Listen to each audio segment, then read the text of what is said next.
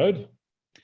Right, good morning. Good Whoa, afternoon. Mr. Jared, Jared. look at you. Hello. Hi, BJ. Wonderful to see you. Likewise. I was just thinking of you. Oh, well, that's always lovely. There you Thank go. you so much. You are lovely. Well, I'm not sure if it's always a good thing, because I went to see my physio this morning and she said, I was thinking of you last week. And she said, whenever I think of my clients, they come and visit me. So I said, well, please stop thinking of me. I don't want to come and see you. Yeah. Well, yeah, I guess that is. Be careful what you wish for, right? That's right. Yeah. Yeah, but talking about wishing, we're talking travel today, I think, if I read the email correctly. So where in the world is a great place to travel? BJ was just taking us on a little tour around Iowa, but well, it depends on what you're looking for. You know, depends on what you're looking for. Absolutely, David. So where in the world would you like to travel, David? Where do you think is a good place to travel to? I mean, if I had the ability to go there and I had the money to go there, the two qualifying factors. Gee, I'd like to get to France. I'd like to travel through Quebec a bit. I'm well traveled in the northeastern U.S., so I would probably go to some different places. Okay, yeah. Are there places in the US that you have been that you would recommend people go to? I mean, is it? Well, again, it depends on what they want. If you want to be in a wild setting with beautiful unspoiled lakes, the Adirondacks in northern New York State. If you want historical city, then you'd go to Boston. If you want to, if you're interested in the beach, there's Cape Cod in Massachusetts, and of course, Florida is great for beaches. If you want high mountains, there's the Rocky Mountains out west, and of course, Alaska. Yeah. If you want flat land with nothing on it and nothing happening, you can go to West Texas. All right. So, miles and miles and miles and miles it's of nothing. a huge place. It's bigger than all of Europe. So yeah, you can't just say, what can I do? You've got to put a few qualifying factors in there. Yeah. There's places I like to go in the UK too. Like I've always wanted to see Scotland and climb Ben Nevis, maybe the Lake District National Park in England. Okay. Which I've never been to. All right, good. Some interesting ideas there. I know, Ed, you've been around a bit, so where do you reckon the best places are to travel to? Yeah, I'm really lucky, and I've traveled extensively and to some places that a lot of people wouldn't go to. One of my favorites was Bhutan, which apparently is the least visited country in the world, because until recently you weren't allowed in. Well, and, and now you can only go in as part of an organized tour, and you have to spend $250 a day to be allowed in there. Well, why are they so restrictive? Because they don't want to be ruined by westernization. And it's a country where they've passed a law where they can never have less than 65% of the country covered in forest. It's a totally Buddhist country. They measure gross domestic happiness. It's the only capital city in the world, Thimphu, that hasn't got a traffic light, or what the South Africans call robots.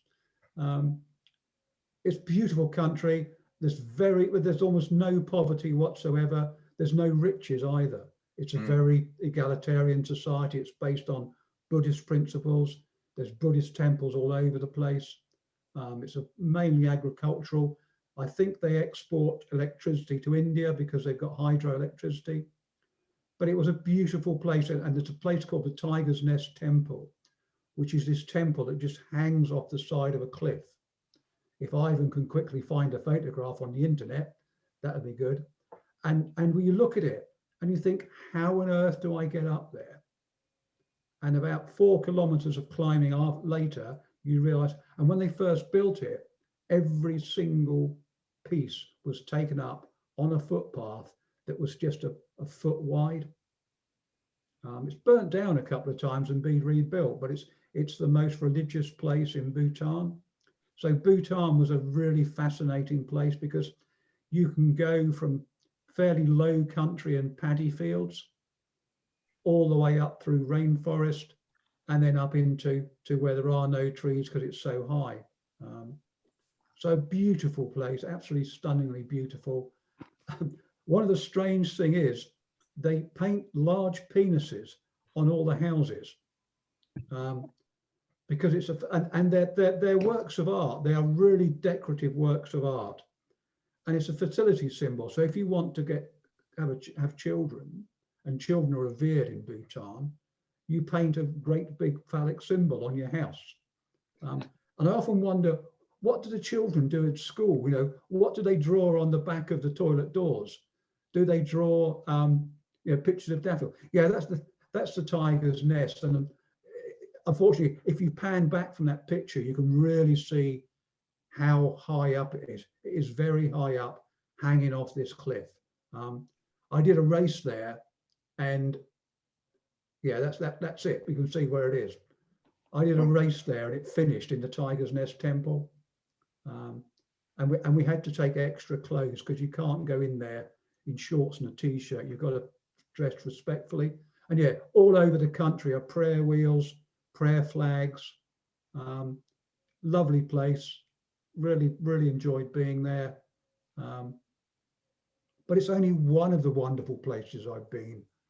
You know, Scotland, for example, which David just mentioned.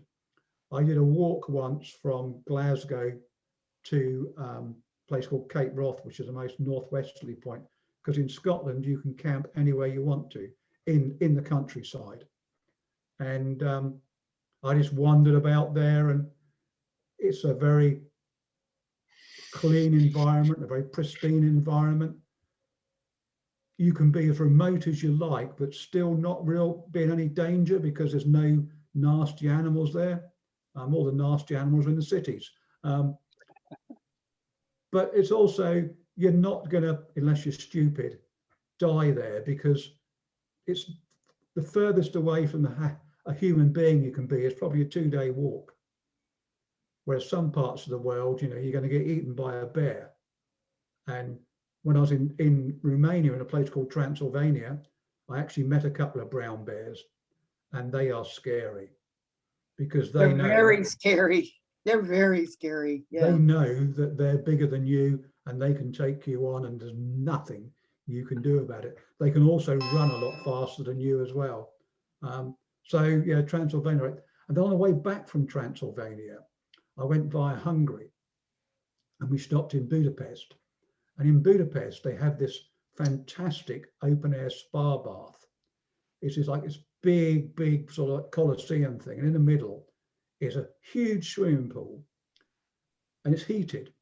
And old men sit in there, and they've got these little stone tables with chess sets on top. So these old guys sit in this pool and play chess. Mhm. And then all round the outside, they've got different spa baths.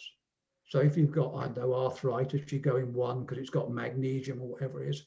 If you've got, I don't know, something else, you go in a different one. And then there's plunge pools. And you pay to go in there, and you pay a fixed fee to go in there. And then when you come out, you get a rebate depending on how long you spent in there. So you spent half a day, you get half your money back. You spent 3/4 of a day, you get a quarter of your money back. And there's a restaurant in there. It's a really lovely day out just to sort of relax, chill, enjoy yourself. And of course, I've been really lucky to travel to South Africa, and there's probably no better place to see game than in South Africa.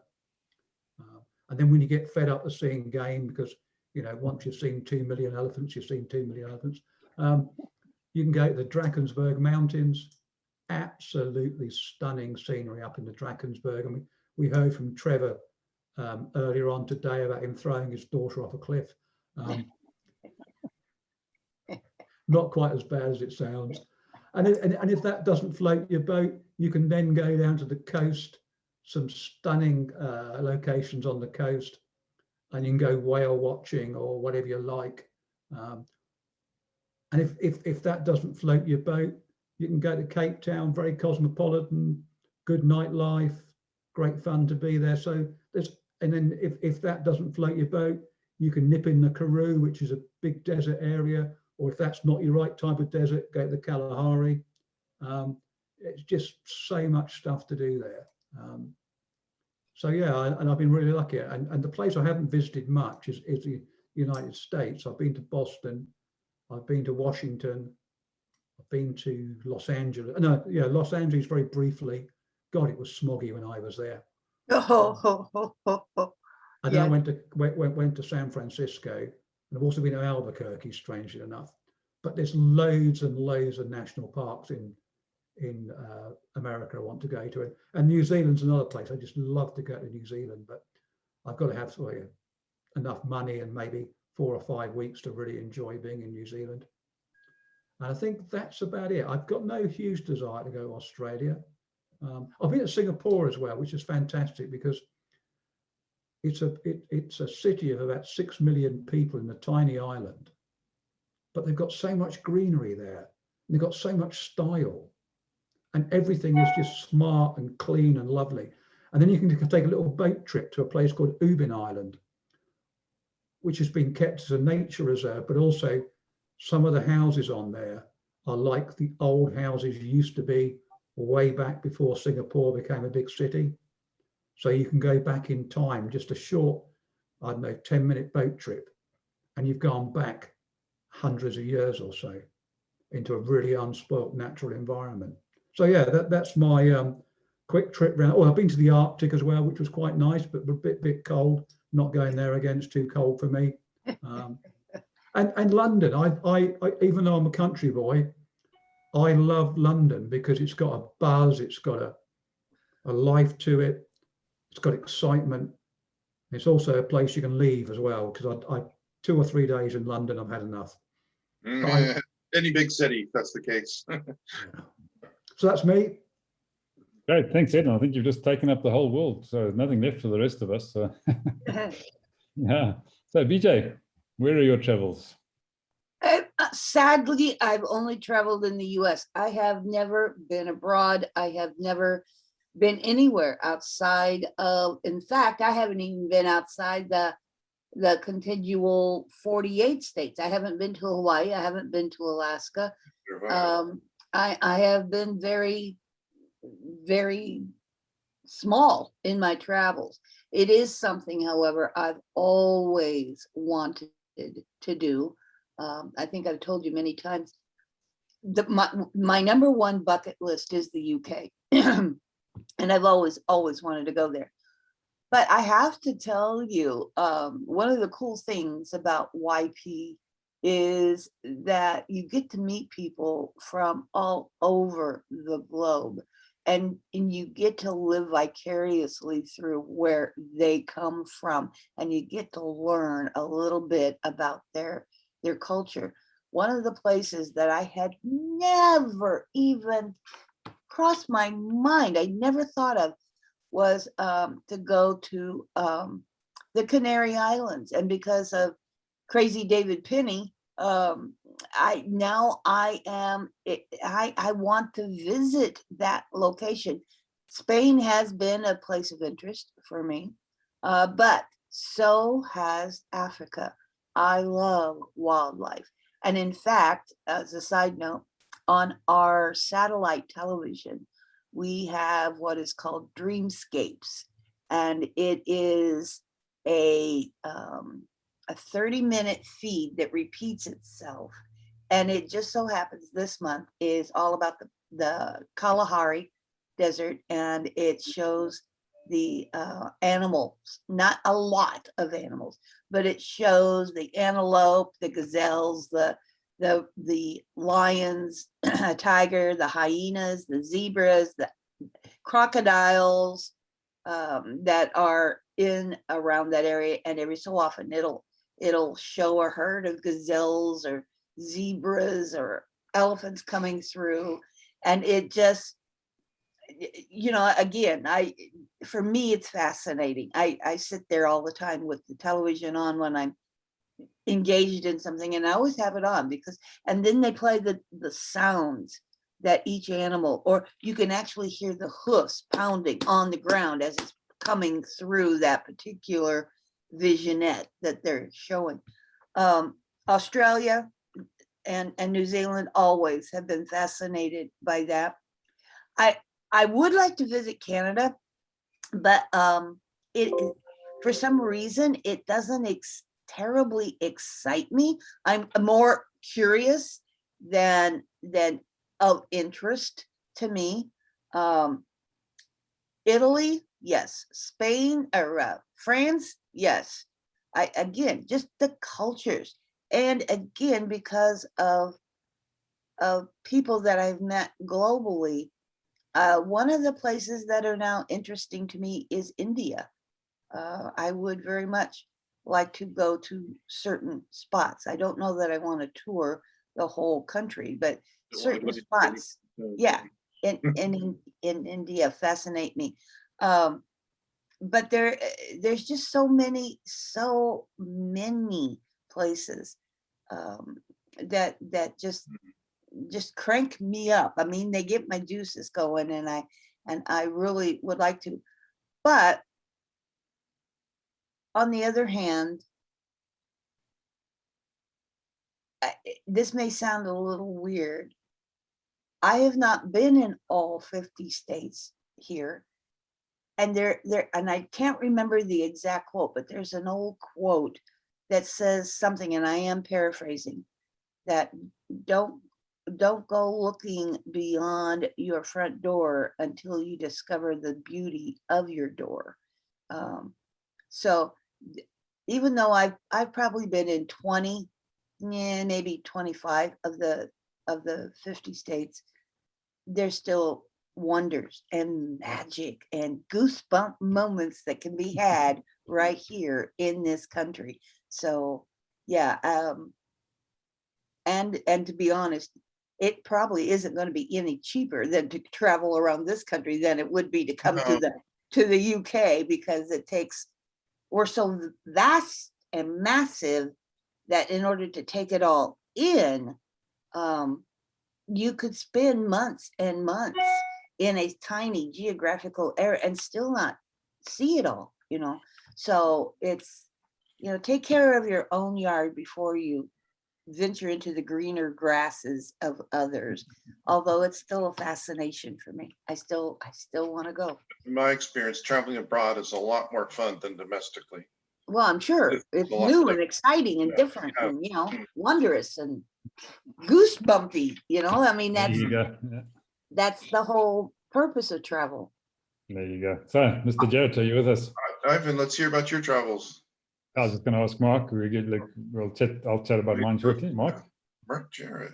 Yeah, so I love traveling, and you mentioned the Canary Islands, BJ. I actually lived in the Canary Islands for 6 years, and I'm half German, so I've spent about a third of my life in Germany, in Düsseldorf and in Hamburg. And you mentioned you haven't traveled outside of the USA. Less than half of all Americans have got a passport. I know that. And the thing is, the United States has so much to offer. I don't blame them. You know, your country is full of so many incredible places to visit. In some ways, it's not necessary to have a passport. And Edward, you mentioned about large penises. I've got I don't think you can see it. Can you? No, the camera thing doesn't work. I've got a great book called How to Cope with a Massive Penis. But it's actually a note block. It's certainly an eyebrow raiser. In terms of travel, I've actually got a bucket list. I don't know if any of you have a bucket list, but oh God, yes. okay. It's massive. Yeah, it's massive. So I'll just share with you what's on my bucket list. The first one is to visit my virtual daughter in Canada, to live and work in Bora Bora, to visit New Zealand, Melbourne and Bali, to take the Trans-Siberian Railway train from Moscow to Vladivostok. Oh, How that'd be a long trip. 8 days. Oh, jeez. And there's two variants. You can either go the ordinary way, or the high luxury way. Of the two, I think I would prefer the latter. To go body diving at the Jochen Schweizer Arena, which is in Germany. Jochen Schweizer is like a German shark, or we call them dragons. He's a high octane adventure man that's created this adventure town just outside Munich. To visit Cape Canaveral, to have a cup of coffee at Newport Pagnell service station. I put that in there. It's low hanging fruit because Newport Pagnell service station is just a place that, you know, it's spectacularly unspectacular. But to have it on there, it will give me a sense of achievement when I do have that coffee. To go on an expedition cruise to Antarctica, to work near a waterfall, to revisit the Friedrichsbad in Baden-Baden, which is a spa in Germany. It's a spa town. Fantastic. I just want to go back there. But you have to be comfortable in your own body because everyone's naked. Unthinkable in the UK. But the Germans take a different attitude to nudity. To hang out in the subaquatic lounge on board a Ponant ship. So there's a French cruise line called Ponant, and they've got some vessels in their fleet that have a kind of underwater lounge where you can watch all the fish and everything outside. To visit Pyongyang, which is the capital of North Korea. To go behind the scenes at the Gotthard Tunnel in Switzerland. You had better get planning and get busy because that's quite an extensive list. Yeah. Mr. Yeah, there's Chair. two He's more. not done either. A few more. To visit Norilsk, which is the most polluted city on the planet. I believe in yin and yang. In other words, to appreciate the beauty of Bora Bora, I want to experience the precise opposite. Right. To take this, go behind the scenes of the Gotthard Tunnel in Switzerland. It's a miracle of engineering, that tunnel. I think it's 32 miles long. I'm just fascinates me. Another low-hanging fruit is to visit Bradford bus station in North England. I'm into brutalist architecture, and that's a beauty, that one.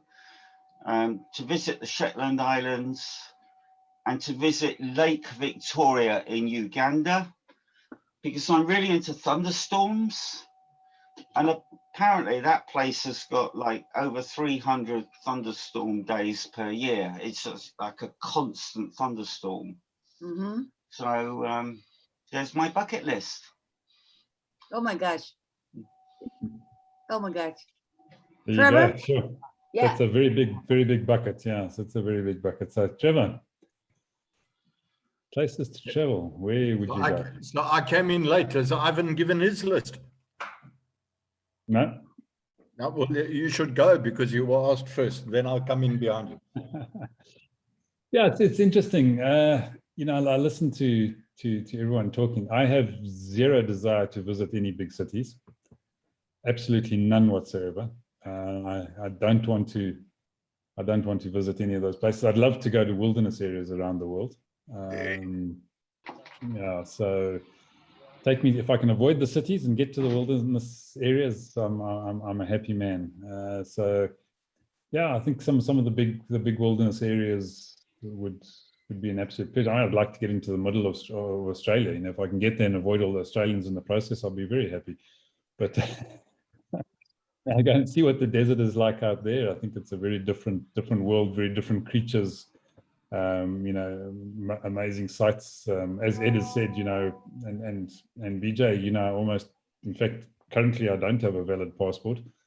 And there's so much to see in this country. You know, Ed has mentioned some of the sites around here. Yeah. You know, I've been exploring this country for the best part of 30 years, and I haven't seen it all. So places that I'd still love to go here. I haven't been up our west coast, which is a very different, very interesting part of the country, I believe. And historical, is it not? Yeah, there's historical. There's areas that you still can't get into because of diamond mining and things like that. But Yeah.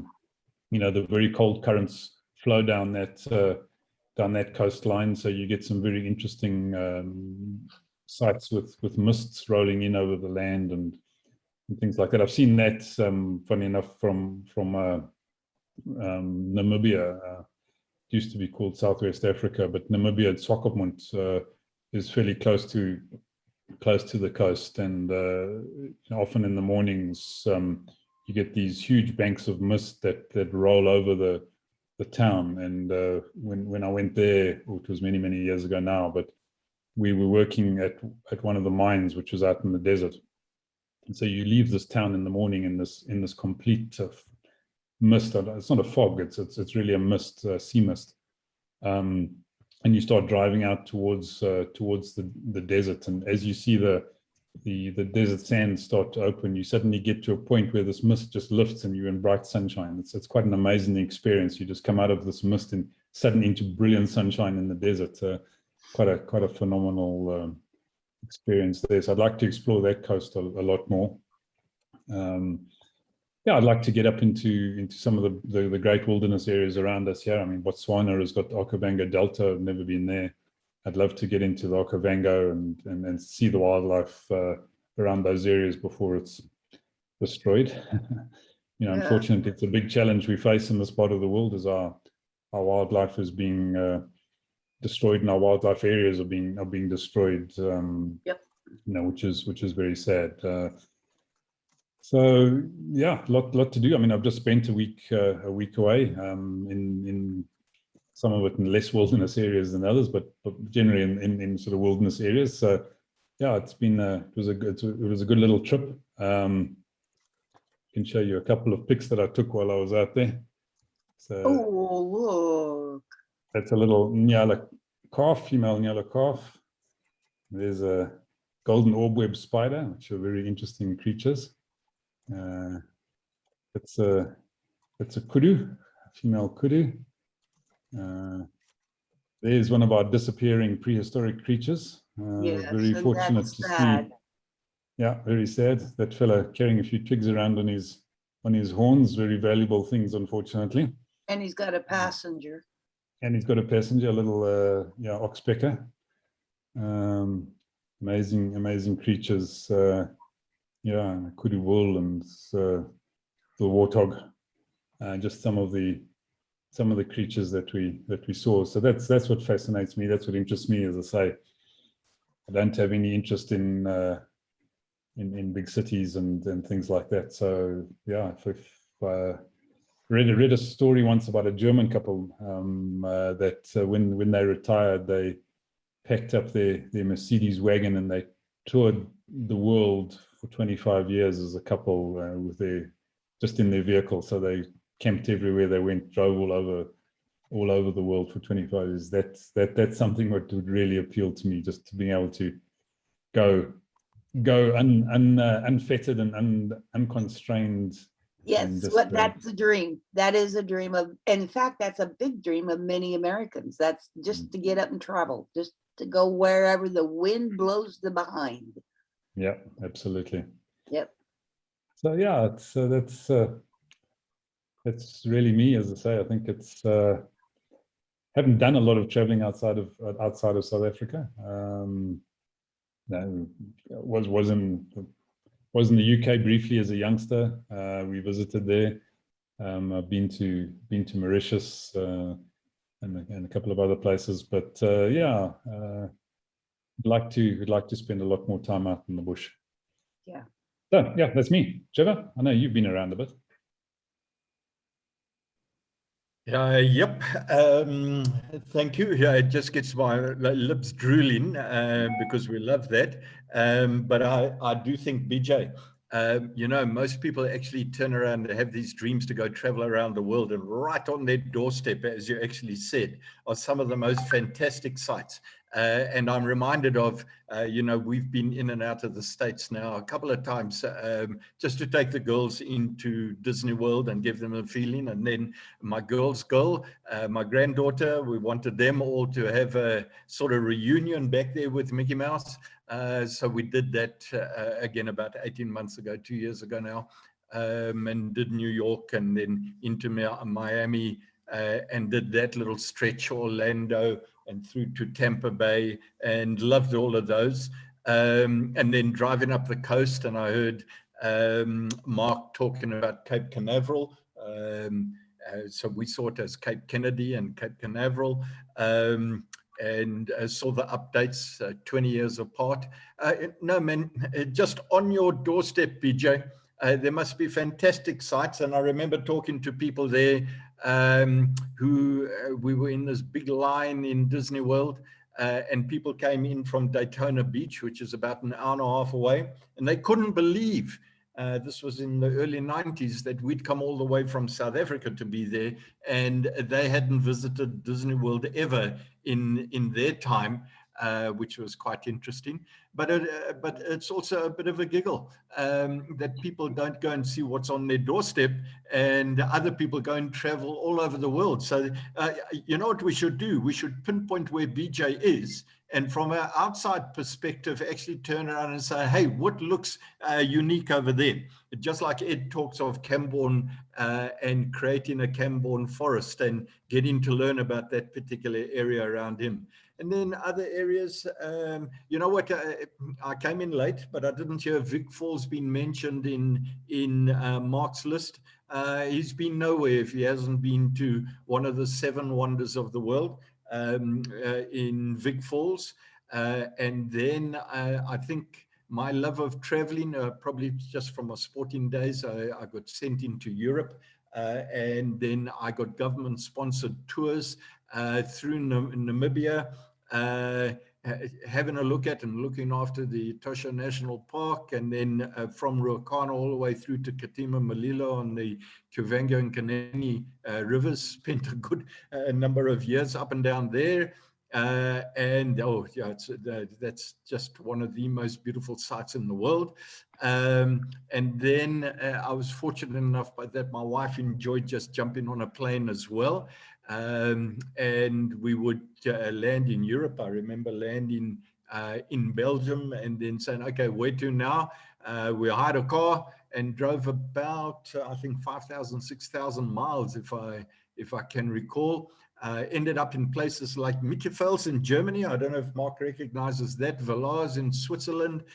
Traveling through Austria, all beautiful places, Innsbruck, Salzburg, all of those type of areas. And I see my battery is running low. My putty, please come and plug this in quickly. Thank you, because I'm sitting here in the lounge. So she's going to plug me in here quickly before my battery disappears. Plug that one in over there. Thank you. And where else? Let's go away from. I think one of the most unique trips we did is at the coming down of the Berlin Wall. We saw a fantastic trip into Bulgaria, Sofia and the Borovets Mountains and the Olympic Park there. So we went off skiing there. We skied in, as I say, in Germany, Austria, and all those type of places. Every place you go to, I haven't been into Asia. Just hasn't been something that excites me. Just touched down in South America. I think I'd like to do that one, probably at the bottom, go and do some fly fishing down there, bottom of Argentina. Patagonia and places like this, yeah. Hmm? Patagonia. Yeah. Patagonia, yeah, just in the bush, but I don't know if I could handle the cold. But you know what? I'm a nomad. You talk of South Africa. I'm sitting here turning around. Both my wife and I are saying, okay, let's take a drive out there where you like to go to, Galagadi, and down towards that west coast you were talking of, Grabie's Falls. Have a look at that when it's in flood. It's almost as impressive as Vic Falls. And then shoot up through the Skeleton Coast. In fact, I had a mate of mine that I was online with. I'll show you a picture of him at 63 years of age. BJ, you will love this guy. I wonder if I should actually bring him up here. Can I? Let me see if I can bring a screen up. No, I'll wait. I'll save it for next week, and I'll show this boy at 63. He was a diver, professional diver for diamonds. For a good number of years on the Skeleton Coast. That's why you can't get in to the Skeleton Coast. But there are areas in front of it and at the top of it where you can enter into the West Coast. Magnificent places. Namibia, one of the greatest places in the world to actually travel. And it's like being on a beach without a sea. When you're in Namibia, just palm trees, beautiful sand, and all that sort of thing. Where else? Yeah, the Greece and the Mediterranean islands and those sort of things. But the best places are right on your doorstep. BJ, I want to see where you live, and then we're going to find out where we can go within 10 kilometers of where you are. So give us a pinpoint. What did they say on Google? We can do that next week. If Ivan's willing to share his screen, we can continue the travel, and I can do a tourism thing about Iowa. Again, it's one of those, Mark calls it the flyover state, and that is absolutely, yeah, it absolutely is correct. Our general population is elderly for the most part. We're not known for a lot of youth and culture of that nature.